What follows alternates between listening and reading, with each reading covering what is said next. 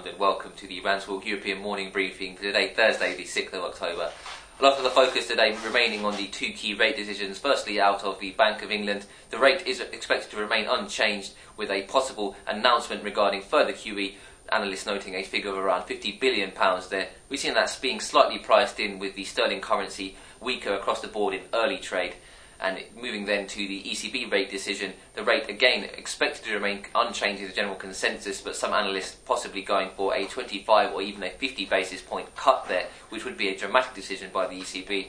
But there are expected to be some announcements regarding liquidity operations, specifically a 12 or 18-month LTRO to be announced today, so we'll keep a close eye out for that, and also on the final press conference from Trichet, who may be looking to go out with a bang, so we're keeping a close eye on the press conference as the last before he hands over to Mario Draghi.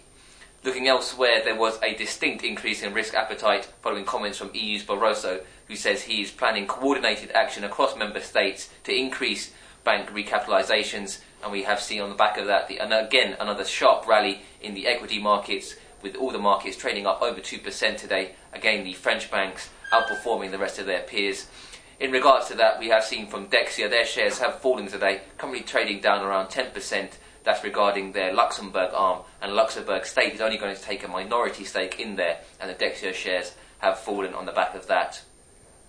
Looking elsewhere, the fixed income markets, given the risk sentiments, have been trading under pressure. In fixed income news specifically, Spain and France both come to the market today with 3 bond taps each, and all the yields definitely lower when they sold, both selling towards the top end of their indicative range. So some successful auctions out of Europe, and the Spanish 10-year cash yield trading below 5%, that key 5% level, and that has been with the reactivation of the securities market program back into the Italian and Spanish curves today.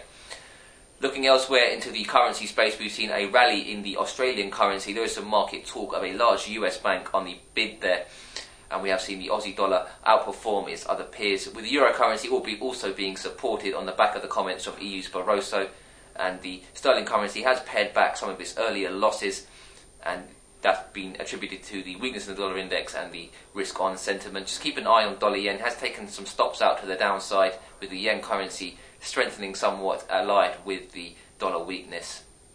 Following the Swiss data early on, the Swiss Foreign Currency Reserve, we saw some dramatic weakening of the Swiss currency off the board, with Euro Swiss dipping above 124.00 to the upside.